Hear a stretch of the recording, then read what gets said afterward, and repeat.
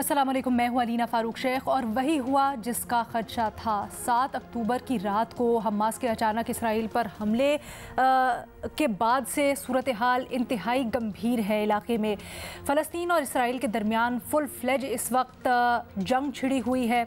जो हमले हुए हमास की तरफ से उसको इसराइल अपने ऊपर जंग तसव्वुर कर रहा है, अपने ऊपर हमला तसव्वुर कर रहा है और इसके नतीजे में उसने पूरी तरह से मुहासरा कर रखा है इस गज़ा पट्टी का। वहाँ पर इस वक्त बहुत से लोग हैं जो महसूर हैं, जिनके पास बिजली नहीं है, खाना पीना रोक दिया गया है, तिब्बी इमदाद, हर तरह की वहाँ पर जो ज़रूरी अशियाएँ ज़िंदगी के सर्वाइवल के लिए वो रोक दी गई हैं। ये इंतहाई तशवीशनाक सूरत हाल इस वक्त बनी हुई है और हमले और झड़पें जो हो रही हैं उसके नतीजे में जो फ़लस्तीनी हैं, शुहदा की तादाद 770 हो गई है, 770, और बताया जा रहा है कि 3800 फ़लस्तीनी इसमें ज़ख्मी हैं।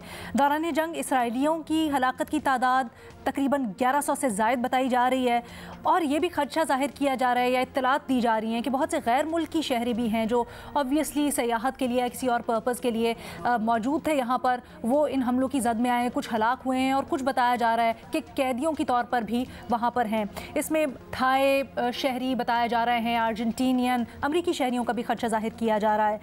अब सूरत हाल इंतहाई तशवीशनाक और गंभीर है और इसके ऊपर मुख्तलिफ स्टेक होल्डर्स कोशिशें कर रहे हैं कि कहीं ना कहीं से कोई मीडिएशन हो या कोई रास्ता निकाला जाए। यही अपने तज्जियाकारों के सामने भी हम सवाल रखेंगे कि इस सूरत हाल में से निकलने के क्या रास्ता या क्या राहें नज़र आती हैं। ये भी आपको बताते चलें कि अमेरिका, बरतानिया, फ्रांस, जर्मनी, इटली, ये जो 5 स्टेक होल्डर्स हैं, इन्होंने मुश्तरका तौर पर एक स्टेटमेंट जारी की है सारी सूरत हाल से मुतल्लिक और उन्होंने हमास के हमले की मजम्मत की है और ये भी कहा है कि इसराइल और फ़लस्तीन के बराबर के जायज़ हुकूक और ख्वाहिशात की हिमायत करते हैं। अमेरिका ने तो ये कहा था शुरू में जब स्टेटमेंट आई थी कि हम जो इसराइल अपना हक़ के दिफा इस्तेमाल कर रहा है उसकी सपोर्ट करते हैं। सो इसके ऊपर भी अपने तज्जियाकारों से बात करेंगे। स्टेक होल्डर्स की बात तो की जा रही है बट जो इन्वॉल्व है स्टेक होल्डर्स किस हद तक अपना असर और रसूख इस्तेमाल कर सकते हैं, बिकॉज अक़वाम मुत्तहिदा ने भी तमाम स्टेक होल्डर्स जो कि असर और रसूख रखते हैं उनसे अपील की है कि फ़ौरी तौर पर दबाव को कम करने के लिए अपना किरदार अदा करें। मिडल ईस्ट में देखें तो यहाँ पर मोहम्मद बिन सलमान सऊदी वली अहद वो भी कोशिशें कर रहे हैं, टेलीफोनिक राब्ते भी कर रहे हैं जितनी भी अरब स्टेट्स हैं उनसे, ताकि कोई हल निकाला जा सके। इसमें पाकिस्तान का किरदार, OIC का किरदार, पूरे मामले को हम देखेंगे। सवाल हमारा कुछ यूँ है इसके लिए बुनियादी तौर पर कि मौजूदा हालात में फ़लस्तीनियों के पास क्या ऑप्शंस मौजूद हैं, लेकिन मुख्तलिफ पैराओं से, क्योंकि इतना गुंजलक ये सूरत हाल है, इसका हम जायज़ा लेंगे और आगे क्या राह निकल सकती है उसको भी देखेंगे। हम इस डिस्कशन के लिए ज्वाइन कर रहे हैं इरशाद भट्टी साहब, मज़हर अब्बास साहब, एजाज़ सैयद साहब और उमर चीमा साहब भी हमारे साथ मौजूद है। एजाज़, सबसे पहले मैं आपकी राय जानना चाहूँगी इसके ऊपर। गो के इस वक्त ऐसी अजीबो गरीब सूरत हाल है कि कुछ समझ नहीं आ रहा कि इस मामले का हल क्या हो, जिसके ऊपर हम आते हैं, लेकिन जो करंट सूरत हाल है उसके लिए क्या किया जा सकता है, जहाँ पर गज़ा पट्टी का बिल्कुल मुहासरा कर लिया इसराइल ने और ना सिर्फ हसास टारगेट्स को निशाना बनाया जा रहा है, बल्कि सबसे ज़्यादा अहम ये कि वहाँ पर खाना पीना, बिजली, तिब्बी इमदाद, हर तरह से कुछ भी पहुंचने नहीं दिया जा रहा। किस तरह से सर्वाइवल होगा, इसको किस तरह से सबसे पहले वॉर फुटिंग्स के ऊपर इंश्योर किया जा सकता है कि कोई राह या रास्ता तो निकले गज़ा पट्टी तक, फ़लस्तीनियों तक पहुंचने का या उनके बाहर आने का। अलीना, बहुत बहुत शुक्रिया। अलीना, पहले तो रियलिस्टिकली इस बात को देखना चाहिए असूल और इंसाफ के असूलों के ऊपर कि क्या हमास का हमला करना दुरुस्त था या नहीं था। हमास की तरफ से हमला किया गया और इसराइल जो थ्रू आउट, आपको पता है कि उसकी पॉलिसी फ़लस्तीन के हवाले से क्या रही है। अब इसराइल की तरफ से रिटेलिएशन हो रही है और अब यानी कि जब हमास की तरफ से हमला किया गया तो हम तमाम लोगों ने, यानी कि मैं पाकिस्तान की बात कर रहा हूँ, बहुत सारी मुस्लिम दुनिया की बात कर रहा हूँ, हमास की हमायत की कि ये बिल्कुल ठीक किया है काम। अब इसराइल जो है वो अपना जो मसला वो दिखा रहा है और अब हम ये सवाल कर रहे हैं कि वहाँ पर आम फ़लस्तीनियों का क्या होगा। इसमें एक बुनियादी नुक्ता है, बुनियादी नुक्ता ये है कि ये बात डिफ्रेंशिएट की जानी चाहिए कि इसराइल पर हमला फ़लस्तीनियों ने नहीं बल्कि हमास ने किया था, नंबर 1। नंबर 2, इसमें जो पीस एफर्ट्स हैं उनको इनकरेज किया जाना चाहिए। पीस एफर्ट्स कर कौन रहा है? देखिए, मगरब जो है उसने एक लाइन ली है और एक बड़ी ओपन ओपिनियन दी है। एट द सेम टाइम ये मामला सऊदी अरब भी देख रहा है, और आपको पता है और हमें पता है कि ये सारा जो मामला है सऊदी अरब और इसराइल के दरमियान जो सफारती ताल्लुकात बनने जा रहे थे, जिसका अंदिया हाल ही में जो मोहम्मद बिन सलमान हैं उन्होंने अपने एक बैनुल-अक़वामी मीडिया आउटलेट को दिए गए इंटरव्यू में भी दिया था।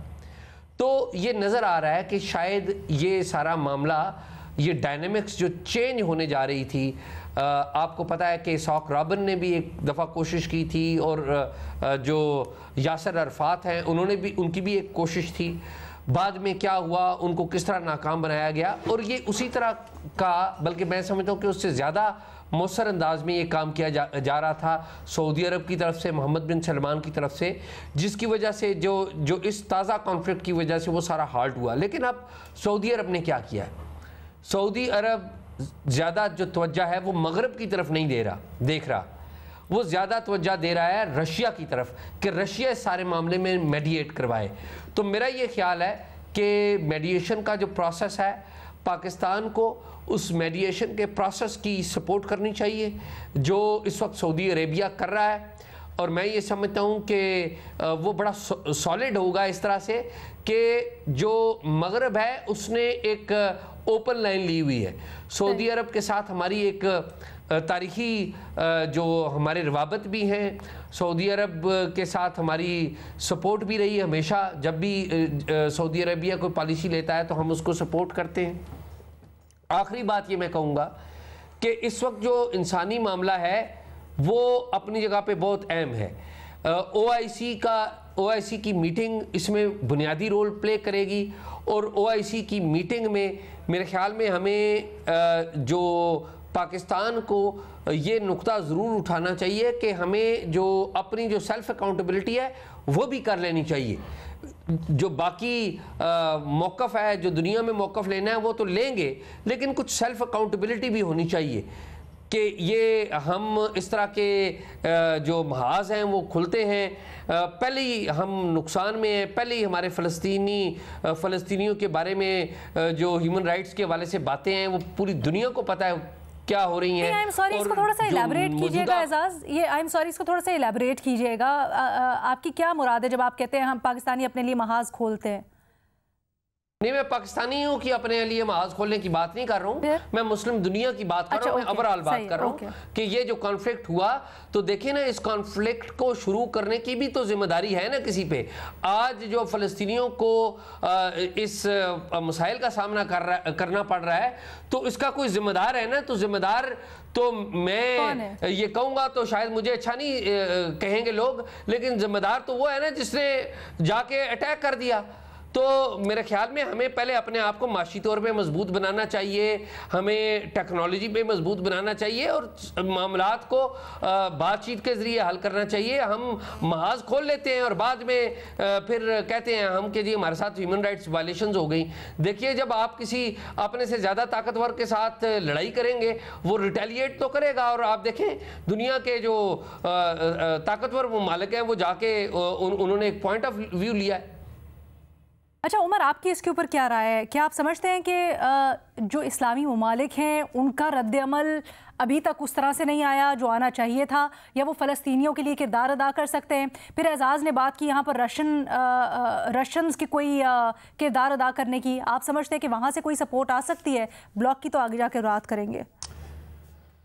देखें, ये जो कुछ हुआ है, जो अभी उधर टेंशन चल रही है, और जो अभी हमास ने हमला किया जिसके जवाब में आगे इजराइल भी अब कर रहा है, ये कोई अभी से तो नहीं चल रहा ना, ये 1948 से ये मामला चल रहा है, बल्कि उससे पहले 1913 से चल रहा है कि जब एक यहूदी रियासत बनाने का प्लान किया गया था बरतानिया की तरफ से, तो तब से चल रहा है। और फिर यह है कि एक स्टेज पे आके उनकी जंगें भी हुई, फिर एक स्टेज पे आके ओस्लो मुआहदा भी हुआ, ओस्लो कार्ड जिसको हम कहते हैं, यानी कि नॉर्वे में हुआ, और उसमें टू स्टेट का सलूशन आया कि 2 रियासतें बनेंगी। अब क्या इजराइल उसको वो अपना हिस्सा दे रहा है जो कि फ़लस्तीन का बनता है? वो नहीं दे रहा। इज़राइल ने हमारे लिए ये एक इशू है कि हम फ़लस्तीन उसको इज़राइल को एक्सेप्ट नहीं कर रहे, लेकिन उस ओस्लो कार्ड के नतीजे में जो फ़लस्तीन है, जो उसकी एक पैलेस्टीनियन अथॉरिटी है, उन्होंने इज़राइल को तस्लीम भी किया। इज़राइल उनके साथ दिन ब दिन वही ज़्यादती कर रहा है उनके साथ। उनको 2 हिस्से दिए हुए हैं, एक वो वेस्ट बैंक का दिया हुआ है, मगरबी किनारा जिसको कहते हैं, और एक ये गज़ा की पट्टी है। फिर इनकी आपस में कोई लड़ाई हुई, कोई इलेक्शन हुए जिसमें हमास को बर्तरी हासिल थी, उसमें लड़ाई हुई, और जो एक हिस्सा है वेस्ट बैंक का वो उनके पास रह गया, फतह के पास रह गया, और इनके पास जो है ये आ गया। अब अगर आप गज़ा की सूरत हाल देखें तो 2008 से ये उस टाइम से यानी कि ये कटा हुआ है, और उसमें यानी कि जो लोग रहते हैं गज़ा में वो इंटरनेशनल असिस्टेंस पर चल रहे हैं। अगर उधर बैनुल-अक़वामी इमदाद बंद हो जाए तो लोग भूखे मर जाएंगे, और उधर 80% लोग जो हैं, जो फ़लस्तीनी हैं, वो गुर्बत की लकीर से नीचे ज़िंदगी गुजार रहे हैं। अब इस तरह की सिचुएशन है, और इसमें हमास जो है उसके पास मसल पावर है, उन्होंने एक मिलिटेंसी का रास्ता इख्तियार किया हुआ है और शुरू से किया हुआ है। अब ज़रा सिनेरियो देखें कि जिसमें उन्होंने अटैक किया है कि यूएई जो है वो ऑलरेडी उनको एक्सेप्ट कर चुका है, रिकग्नाइज़ कर चुका है। आगे बहरीन वाले जो हैं उन्होंने भी रिकग्नाइज़ किया, बाकी ममालिक जो है वो भी लाइन में लगे हुए थे, और उनके लिए जो सबसे बड़ी एक बमशेल थी वो ये थी कि सऊदी अरब भी रिकग्नाइज़ कर रहा है। अब ये सारा काम करने के नतीजे में जो फ़लस्तीन है या फ़लस्तीन के लोग हैं वो दुनिया में भी अपने आप को इररेलेवेंट फील कर रहे थे कि अगर ये मामला भी हो जाता है तो हमारा तो केस लड़ने वाला कोई नहीं है, कि जिन्होंने ये बात करनी थी या जिनका आज तक एहतजाज इस शक्ल में बरकरार था कि हम उस वक्त तक इनको सफारती तौर पर ताल्लुक़ इनसे कायम नहीं करेंगे, इसको रियासत तस्लीम नहीं करेंगे, कि जब तक ये 2 स्टेट सोल्यूशन पर नहीं जाते, तो वो भी जब उनको तस्लीम कर रहे हैं तो उसके बाद हम तो बिल्कुल जो है फारग हो गए। अब बाकी बात आई हमास की कि हमास पे कंट्रोल किसका चलता है। अगर आपने इसका को हल तलाश करना है तो ऑब्वियसली जो लड़ाई में फ्रीक हैं उन पर किसी का को असर और रसूख होना चाहिए। हमास जो है, हमास की मिस्र के साथ भी प्रॉब्लम है। वो मिस्र वाली जो गवर्नमेंट है वो समझते हैं कि ये जो ब्रदरहुड है, मुस्लिम ब्रदरहुड, ये उनकी एक ऑफशूट है, वो उनके हम ख्याल हैं, लिहाजा जो गवर्नमेंट है उसके साथ उनके अच्छे मरासम नहीं है। सऊदी अरब जो है, सऊदी अरब भी उनको एक अपने लिए थ्रेट समझता है। एक जो कंट्री जिसके साथ उनका कोई थोड़ा बहुत जो है ज़्यादा जो भी ताल्लुक़ बनता है वो ईरान के साथ बनता है। और दूसरी तरफ जो इज़राइल है, देखें फ़र्क ये है कि इस टाइम हमास को टेररिस्ट ऑर्गेनाइजेशन डिक्लेयर किया गया है इंटरनेशनली, यानी यूएस ने और यूरोपियन यूनियन ने, और जो हिजबुल्लाह है उनको भी डिक्लेयर किया हुआ है जो लबनान से है मिलिटेंट। लेकिन इजराइल जो है वो रियासत तो है लेकिन वो टेररिज्म में इन्वॉल्व होती है। अभी भी उन्होंने फास्फोरस का इस्तेमाल किया अटैक्स में, कि जो कि मना है, जो कि एक वार क्राइम में आता है। इन्होंने 2008 में भी किया था, उनको कोई पूछने वाला नहीं है। और जो उनका सरबराह है इस टाइम, वो सबसे ज्यादा जो इजराइल को खतरा है वो हमास से कम है, और इस टाइम जो बेंजामिन नेतन्याहू है उससे उनको ज्यादा खतरा है। इस टाइम इजराइल के अंदर इतनी तकसीम है कि उनके जो फौजी हैं वो भी खुलकर सामने आ गए, और इस चीज़ को हमास ने एक्सप्लॉइट भी किया है कि इजराइल बहुत ज़्यादा डिवाइडेड है। और दूसरा जो कि एक इंटरनेशनल जो डिप्लोमेटिक रिलेशन बनने जा रहे थे उन्होंने अटैक कर दिया है। अब इस सूरत हाल में मुझे तो ये ज़्यादा लगता है कि सुलह यही होनी है कि जो ताकतवर होगा उसके साथ जो लोग मिल जाएंगे, दूसरे को दबा लेंगे, यही सुलह होगी। अदरवाइज सुलह तो ये होनी चाहिए कि अगर आप दोनों साइड के मसाइल को एड्रेस करें, वो होते हुए मुझे नज़र नहीं आ रहे। अच्छा, क्या कोई न्यू वर्ल्ड ऑर्डर यहाँ से आगे हम देख सकते हैं? मज़हर अब्बास साहब, क्या आपको लगता है एटलीस्ट मीडिएशन के लिए ये जो ब्लॉक है न सिर्फ इस्लामी ममालिक का बल्कि इसमें चीन वगैरह आप शामिल कर लें, तो ये कुछ किरदार अदा कर सकते हैं और फ़लस्तीनियों के लिए कोई राह निकाल सकते हैं? देखिए, एक सीधा सा मसला है, एक नाजायज़ बच्चे को जायज़ करार देने का। दुनिया चाहती है कि नाजायज़ बच्चे को तस्लीम कर लिया जाए और जायज़ बच्चे की जगह उसको दे दी जाए। ये जो जायज़ बच्चा है जिसको हम फ़लस्तीन का नाम देते हैं, ये जायज़ बच्चे ने अभी कहा गया कि अटैक किया था अपने ही इलाके को खाली कराने के लिए, किसी और का इलाका नहीं, अपने ही इलाके को। तो इसको क्या मुदाखलत हम कह सकते हैं?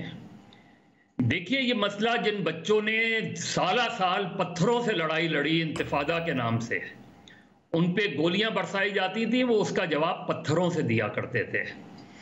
ये जो हमास या हिजबुल्लाह जैसी तंजीमें खड़ी होती हैं, ये होती हैं रद्द अमल, ये होती हैं रद्द अमल नाजायज़ उनके अहकामात के खिलाफ। ये जो लड़ाई है ये आज की लड़ाई नहीं है, ये जो मसला है ये आज का मसला नहीं है। और इसमें हमने देखा कि इसने दुनिया में इंतहा पसंदी को फरोग दिया, इसलिए फरोग दिया कि नाजायज़ बच्चे को दुनिया में जायज़ करार देने के लिए उन्होंने रेजिस्ट किया, उन्होंने पत्थर उठाए, उन्होंने मुख्तलिफ तरीक़े अपनाए, उन्होंने बातचीत करने के तरीक़े भी अपनाए कि जी इसको रिकग्नाइज़ किया जाए। ये जो अब कुछ हुआ था तो उनको नज़र आ रहा था कि उनके साथ जो कुछ होने जा रहा है, अगर इजराइल से मैसेजेस आ रहे हैं कि दुनिया के छः इस्लामी कंट्रीज़ के साथ उनके ताल्लुकात बहाल होने जा रहे हैं, बेहतर होने जा रहे हैं, मुत्तहिदा अरब इमारात के साथ उनके ताल्लुकात बेहतर हो गए हैं, सऊदी अरब के साथ उनकी बातचीत चल रही है, तो वो क्या करते हैं? उन्हें नज़र आ रहा है कि उनको कुचला जा रहा है, और आज से नहीं कुचला जा रहा। मगरबी दुनिया खामोश रहती है जब पत्थर का जवाब गोलियों से दिया जाता है, दुनिया खामोश रहती है जब वो गोली चलाते हैं और उसका जवाब फ़लस्तीनी बच्चे अपने हाथों में पत्थर उठा के देते हैं। तो फिर जब इन चीज़ों की इनजस्टिस रही कायम, तो हमास जैसी तंजीमों ने जन्म लिया। इससे पहले हमने लैला खालिद का ज़माना देखा है, इससे पहले हमने जॉर्ज हबश का ज़माना देखा, हमने ये सारी चीज़ें देखी। उस ज़माने में यासिर अराफात को शक की निगाह से देखा जाने लगा। ये आज की सूरत हाल नहीं है। बदकिस्मती से इस्लामी दुनिया में ख़ास तौर पे और वैसे भी लीडरशिप ख़त्म हो गई है दुनिया में। आप देखें कि आज कोई ऐसा डिप्लोमेट नहीं है, कोई ऐसा मुल्क नहीं है जिसके अंदर डिप्लोमेसी के वो हमें जरासीम नज़र आए कि वो इन चीज़ों को रिजॉल्व करवा सके। आप ये 5 ममालिक का बयान तो देख लेना। इन 5 ममालिक के बयान से मुझे परेशानी नहीं है, क्योंकि उन्होंने यही बयान देना था। मुझे जो परेशानी है वो इस्लामी दुनिया से है, जहां के हुक्मरान जो है अपनी अय्याशियों में, अपनी तर्ज हुक्मरानी में ना वो आज़ादी इजहार पे बिलीव करते हैं, ना वो किसी किस्म की जमहूरियत पर बिलीव करते हैं। वो उनके जो अरबों खरबों डॉलर्स जो हैं वो बैरूनी ममालिक के बैंकों में जमा हैं, वो उनके मफादात का तहफ़्फ़ुज़ करने के लिए हैं। तो ऐसे में जो बच्चे हैं, जो फ़लस्तीनी लड़के लड़कियां हैं, जो फ़लस्तीनी फैमिलीज़ हैं, उनके पास कोई चॉइस नहीं है। जब तक आप उनको वो चॉइस नहीं देंगे, आप उनके इलाकों में कब्जे पे कब्जे किए जा रहे हैं, तो वो क्या करें? तो लिहाजा ये जो सूरत हाल है ये ऐसी नहीं है। और इसी वजह से हमने देखा कि ईरान के अलावा हमें कोई उस तरीके से खड़ा नज़र ही नहीं आता उनके साथ। तो मेरे ख्याल में कि ये चीज़ें हो सकता है कि ये मसला चंद दिनों में, चंद हफ्तों में उस लिहाज से एकदम वो फिर ठंडा पड़ जाए, फिर कोई सलामती कौंसिल का बयान आ जाए। लेकिन और मैंने आज से नहीं, 2009 में मैंने स्टेट डिपार्टमेंट की एक ब्रीफिंग में क्वेश्चन किया था कि मुझे बताएं कि खरबों डॉलर जो आपने खर्च किए हैं वॉर अगेंस्ट टेरर के नाम पे, इससे टेररिज्म दुनिया में कम हुआ है कि बढ़ा है? और ही हैज नो आंसर। मैंने कहा मुझे बताएं ना, trillions of dollars you have spent, trillions of dollars in the war against terror. क्या दुनिया में दुनिया में इंतहा पसंदी खत्म हुई है या मजीद इंतहा पसंद ग्रुपों ने जन्म लिया है?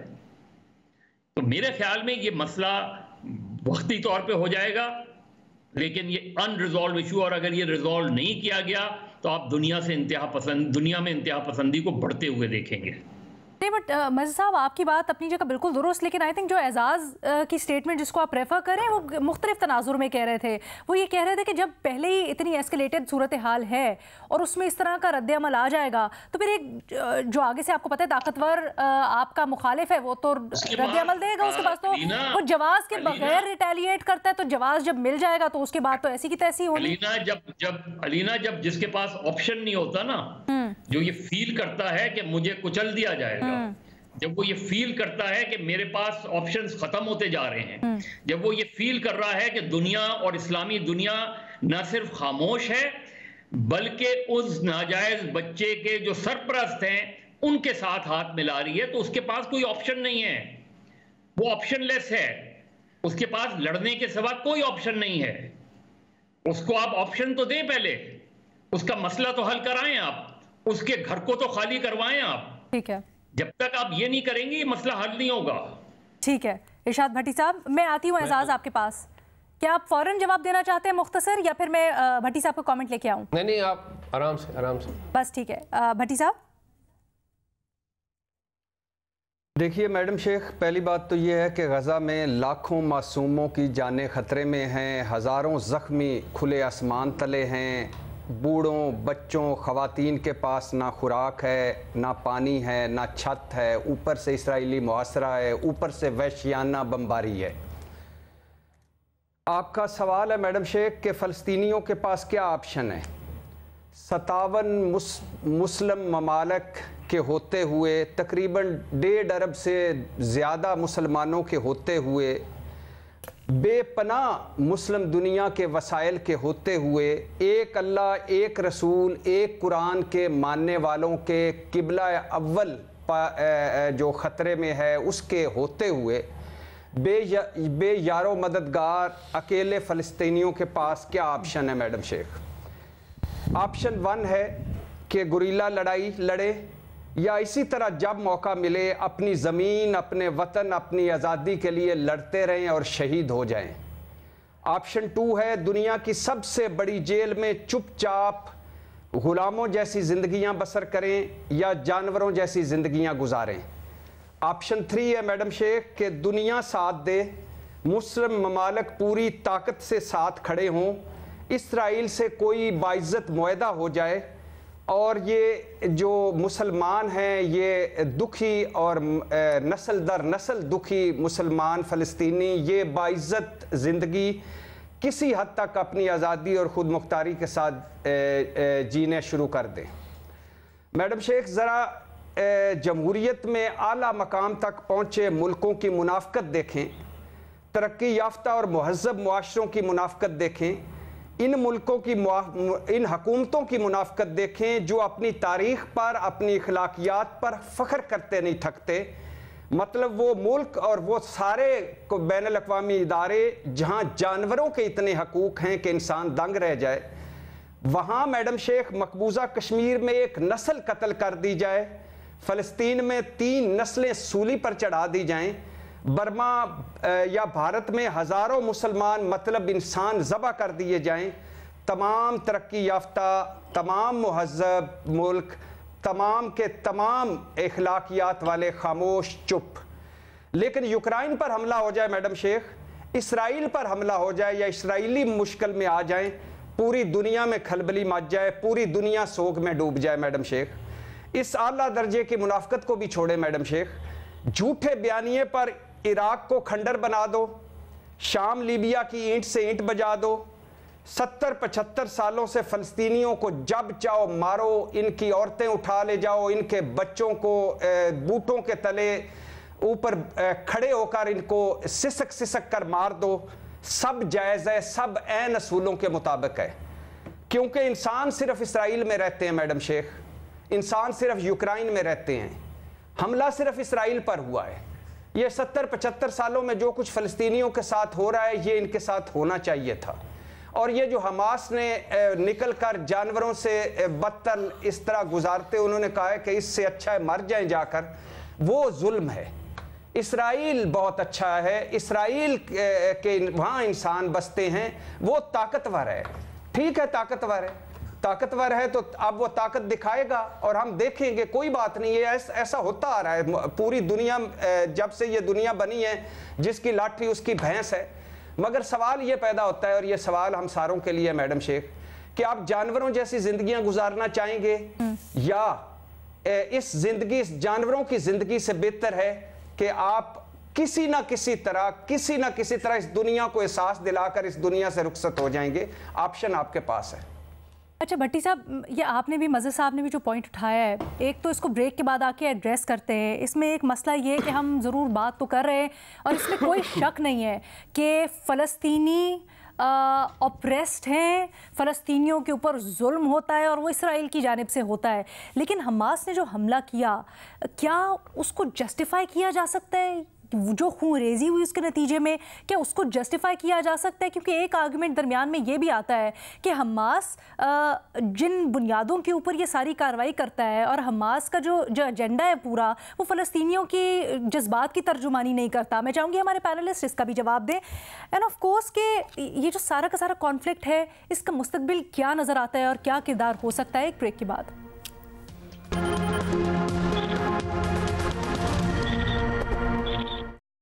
Welcome back. हम बात कर रहे हैं जो इसराइल और फ़लस्तीन में एक जंग छिड़ी हुई है। अब इसका हल, इसका मुस्तकबिल आगे क्या हो, क्या कोई किरदार अदा करने की इस वक्त गुंजाइश भी है? लेकिन एजाज़, ये जो ब्रेक पे जाने से पहले मज़हर साहब ने भी, भट्टी साहब ने भी, बेशक ये जज्बात की तर्जुमानी है, लेकिन क्या हमास के बारे में ये कहा जा सकता है कि वो फ़लस्तीनियों की जज्बात की तर्जुमानी करता है या उनके जो एजेंडा है उसकी तर्जुमानी करता है?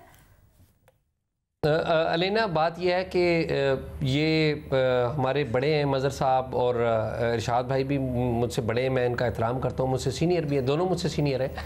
लेकिन ना ये मसला हमारी इस कौम का है, मुसलमान कौम का है मसला, और वो मसला ये है, और शायद इस खित्ते का भी है, यानी कि मुसलमान भी हैं और ये खित्ता भी इस तरह का है कि हम ना जज्बात का मुजाहरा ज़्यादा करते हैं। हम शायद जो ठोस हक़ाइक़ की बुनियाद पर अपनी पॉलिसीज़ भी नहीं बनाते और गुफ्तगू से भी गुरेज़ करते हैं।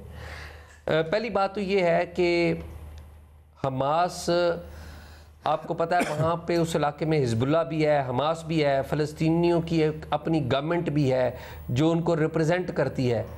क्या आज जिस तरीके से ये सपोर्ट की जा रही है, क्या आम फ़लस्तीनी जिसके बच्चे मर रहे हैं इन अटैक्स की वजह से, जो इस सारी बदअमनी को अच्छा नहीं समझता, क्या वो इस सारे मामले पे इस नुक्ता नज़र का हामी है जिस नुक्ता नज़र की हम आज बात कर रहे हैं यहाँ पर बैठ के? हम यहाँ पर बैठ के बात करते हैं कि जी हमने जो फ़लस्तीन है उसकी डिप्लोमेटिक सपोर्ट और ये सारी सपोर्ट है वो करनी है, हर शोबे पे सपोर्ट करनी है। लेकिन क्या हमने ख़ुद साइंस, टेक्नोलॉजी, इल्म के मैदान में और मईशत के मैदान में ख़ुद तरक्की की है? क्या फ़लस्तीनियों को तरक्की की गई है? क्या मुस्लिम वर्ल्ड ने कोई तरक्की की है? पूरी दुनिया में बात उसी की सुनी जाती है जो माशी तौर पे मुस्तहकम होता है, जो आज की दुनिया में टेक्नोलॉजी पर हुक्मरानी करता है, जो आज की दुनिया में अपना कोई मुकाम रखता है, उसी की बात सुनी जाती है। आज ये कहना और बड़े आसानी से ये बात कह देना कि जी वो बड़ा जुल्म हो रहा है और ये बड़ी ज़्यादती हो रही है, जुल्म हो रहा है, ज़्यादती हो रही है, मैं नहीं कह रहा हूँ। इशू ये है कि आपने क्या किया। ये मसला आज का तो नहीं है, ये तो 75 साल से मसला चला आया है। हर 2 साल बाद, 4 साल बाद या 10 साल बाद एक बड़ा वाक़या होता है और फिर हम सारे यहाँ पर बैठ के गुफ्तगू करते हैं और वही हम जज्बाती नारेबाजी करते हैं कि जी देखें जी वो जुल्म हो गया, उनके हाथ में कुछ नहीं, तो वो रेजिस्टेंस कर रहे हैं। और भाई रेजिस्टेंस आपने करनी है, उस वक्त आप रेजिस्टेंस कर पाएंगे जब आपकी जेब में पैसे होंगे, जब आपके बच्चे भूखे नहीं मरेंगे। हमारे अपने घर में खाना नहीं है, अपने घर में खाना नहीं है, कशकोल लेके IMF और पूरी दुनिया में फिर रहे हैं और हम बाकियों को हलाशरी कर रहे हैं कि जी पढ़ जाओ। और ये जो गुफ्तगू हम कर रहे हैं ना, मैं अलीना आपको बड़ी जिम्मेदारी से कहता हूं, मैं चूंकि ये पर्टिकुलरली सब्जेक्ट ये कवर करता रहा हूं, इस ताज़ा सूरत हाल के बायस मशरक़े वुस्ता के हालात तो पहले से ही डावाडोल ही थे। ये जो खिता है ना जहां पर मैं और आप रह रहे हैं, साउथ एशिया, यहाँ पे भी हालात खराब होंगे। कैसे? आप देखिए, तालिबान ने कहा है कि वो जाके लड़ना चाहते हैं मशरक़े वुस्ता में फ़लस्तीनियों के साथ। पाकिस्तान के अंदर कालादम तंजीमों को तो ख़त्म किया गया है, लेकिन उनके जो एलिमेंट्स हैं वो आज भी जिंदा हैं, उनका भी खून खोलता है। ये गुफ्तगू जब वो सुनते हैं ना हमारे बड़ों की जज्बाती गुफ्तगू, तो वो भी सोचते हैं कि हम गन उठाएं और जाएं और जाके लड़ाई करें। और ये मैं अर्ज ये करूं कि ये अगर ये हमने अपने जज्बात को कंट्रोल ना किया, हमने अपने जज्बात को कंट्रोल ना किया, मुझे डर इस बात का है, मुझे डर पता है किस बात का है, मुझे डर इस बात का है, खुदा ना करे, ये जरा आप फ्यूचर देखें कि कुछ एलिमेंट्स चले जाएं उधर और गॉड फॉरबिड वो पकड़े जाएं तो पाकिस्तान के ऊपर, बाकी मुस्लिम ममालिक के ऊपर जो कमजोर है, माशी तौर पे कमजोर है, उनके ऊपर भी केस बने। तो बाकी जज्बाती बातें बड़ी अच्छी हैं, हमें सब कुछ करना चाहिए, लेकिन जिस वक्त तक हमारे माशी, आपका ये वाला पॉइंट मैंने नोट कर लिया है। जवाब 1 मिनट मजहर अब्बास साहब का सुन लीजिएगा। मैं आपके पास आती हूँ, भट्टी साहब 1 सेकंड रुकिएगा प्लीज। मजहर साहब को जवाब का मौका देते, फिर आपके पास आती हूँ। मजहर साहब। जी। पहली चीज ये कि ये मसला जज्बात का नहीं है, ये मसला हकाइक का है। ये कोई आज का मसला नहीं है। ये टेररिज्म, जिसको हम टेररिज्म का नाम दे रहे हैं, ये जिसको हम ये कह रहे हैं कि हमें ये सोचना चाहिए और ये जज्बाती नारों से बाहर निकलना चाहिए, ये जज्बाती नारे कब से लगे हैं? आपको पता है कि दुनिया में ये जब साबरा शतीला हुआ था तो क्या हुआ था? दुनिया ने क्या रद्द-ए-अमल दिया था? उसका मैसेकर हुआ था। क्या था? कोई मसला रिजॉल्व किया दुनिया ने इसका? हम ये चीज जज्बात जो है वो किस वक्त उभरते हैं? जब आप अपने सामने अपने बच्चों को मरता हुआ देखते हैं। फलस्तीन को फलस्तीन बनने कब दिया गया? हम कह रहे हैं कि माशी तौर पे पूरी इस्लामिक वर्ल्ड को माशी मसाइल का हल वो कहाँ है? सबके पास ट्रिलियंस ऑफ डॉलर्स हैं। जब शाम को तहस नहस कर दिया गया तो हम खामोश रहे। इराक का मसला क्या हमें नहीं पता है कि वेपन ऑफ मास डिस्ट्रक्शन एक फेक चीज थी? पूरे इराक को आपने तबाह कर दिया, हम खामोश रहे कि नहीं जी, जज्बाती नहीं होना चाहिए, हमें जज्बाती नहीं होना चाहिए, हमें रैशनल होना चाहिए। पूरा लीबिया तबाह कर दिया, नहीं जी, लीबिया टेररिस्ट कंट्री थी, लिहाजा उसको सफ़े हस्ती से मिटा दो। शाम को सफ़े हस्ती से मिटा दो, हिजबुल्लाह को ख़त्म कर दो, हमास और फ़लस्तीन के आप कोई एक इशू तो बताएं जिसको रैशनली एड्रेस किया गया हो। कोई अलकायदा की जद्दोजहद भी ठीक थी। मालूम कर लीजिएगा हिस्ट्री में जाके कि अलकायदा जैसी ऑर्गेनाइजेशन ने कैसे जन्म लिया, उसामा बिन लादन कैसे बना, उसामा बिन लादन किसने उसकी सारी जिंदगी सपोर्ट की उसामा बिन लादन की, इसकी हिस्ट्री भी तो इवॉल्व करें ना। हम विक्टिम हैं, हमें ही इल्जाम दिया जाता है कि हम टेररिस्ट स्टेट हैं। क्या ये दुरुस्त नहीं है? क्या हमने जो लाखों यहां आके अफगान जिहाद के नाम पे उस वक्त क्या कहा जाता था? कौन डॉलर्स देता था? कौन हमें सपोर्ट करता था? फिर हमसे कहा जाता है नहीं, ये टेररिस्ट। हम तो इस दुनिया से रैशनैलिटी खत्म ही होती जा रही है ना। We are not rational. आप पूरी इस्लामिक वर्ल्ड को दिखा लेना, हम क्यों? एजाज, आप जवाब देना चाहेंगे? उमर, मैं जवाब दूं? बहुत मुख्तसर रखिएगा। भट्टी साहब, मैं मुख्तसर सा जवाब देता हूं। सर, अर्ज ये है कि आपने यहाँ पर डॉलर लिए ना, आप डॉलर लेके आप किराए के कातिल बने और जाके सोवियत यूनियन की लड़ाई लड़ते रहे। आपको डॉलर क्यों लेने पड़े? क्योंकि आपके पास पैसे नहीं थे। यही बात थी ना। मैं यही अर्ज कर रहा हूं कि सर, जब तक हमें माशी तौर पे मुस्तकम होना चाहिए, साइंस और टेक्नोलॉजी में अपना मुकाम पैदा करना चाहिए, तो ये मसले भी हल होंगे। लेजिटिमेसी की जरूरत थी, पॉलिटिकल चॉइस नहीं थी, पॉलिटिकल लेजिटिमेसी चाहिए थी जनरल डेवलप को। तो बाद की हुकूमतें आके अंडू करती, पार्लियामेंट कह देती। एक छोटी सी ब्रेक की इजाजत दीजिएगा। जो इस वक्त इसराइल और फ़लस्तीन की सूरत हाल, जंग छिड़ी हुई है, वो कितनी ख़तरनाक हो सकती है। ब्रेक पे जाने से पहले एजाज़ ने खदशा ज़ाहिर किया कि वो न सिर्फ मिडल ईस्टर्न ख़ित्ते को बल्कि ये साउथ एशिया और फिर इवेंचुअली ऑफ कोर्स पूरी दुनिया को भी मुतासिर कर सकती है। इस सूरत हाल में जहाँ पर पहले यूक्रेन और रशिया एक दूसरे के आमने सामने, क्या होगा फ्यूचर, इस पर भी अपने तज्जियाकारों की राय जानते हैं, बात करते हैं। भट्टी साहब, आप ब्रेक से पहले कुछ ऐड करना चाह रहे थे? जी मैडम शेख, मैं एजाज़ की इस बात को सेकंड करता हूं और अल्लाह करे ये हो जाए कि हम इल्म व हुनर में मुस्लिम दुनिया आगे जाए।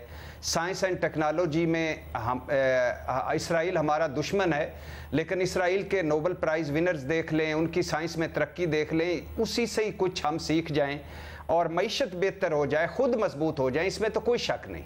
लेकिन मैडम शेख, सवाल दो हैं कि क्या फ़लस्तीन वाले या ये जो हैं ये क्या इसके अलावा करें क्या? एक सवाल ये है।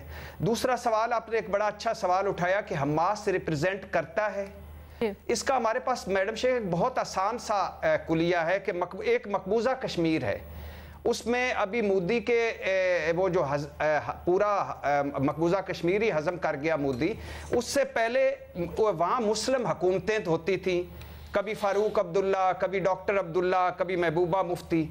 जब मुस्लिम हुकूमत होती मकबूजा कश्मीर में है, एक हुकूमत मौजूद है, तो फिर हुर्रियत कॉन्फ्रेंस क्यों मैडम शेख?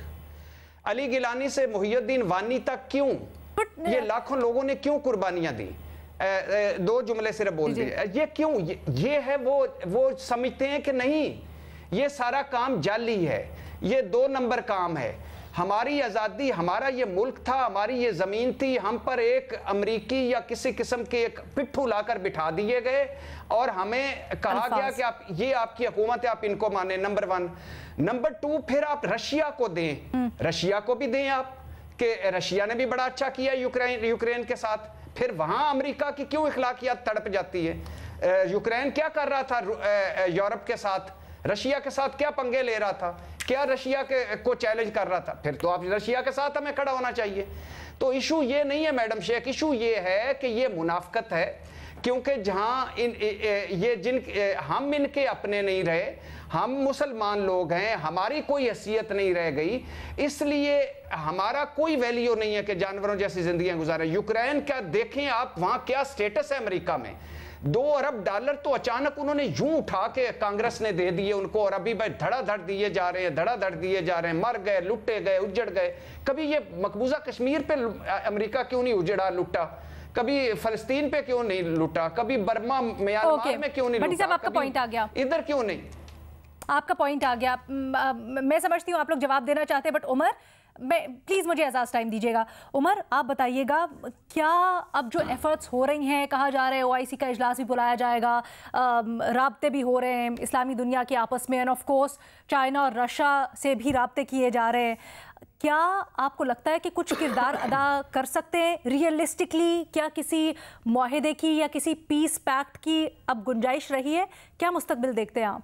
अलीना, एक तो बात मैंने पहले की कि मुझे जो लग रहा है वो ये है कि इस टाइम इजराइल गालिब आ जाएगा, और ये इलाका वैसे ही उसके एक तरह से कंट्रोल में है, गज़ा का इलाका। तो जिस तरह उसने मुहासरा उसने ऑलरेडी कर लिया है, तो आहिस्ता आहिस्ता वो बमबारी का सिलसिला जो है वो भी इवेंचुअली जो एक बैलेंस ऑफ पावर है वो इजराइल की फेवर में चला जाएगा।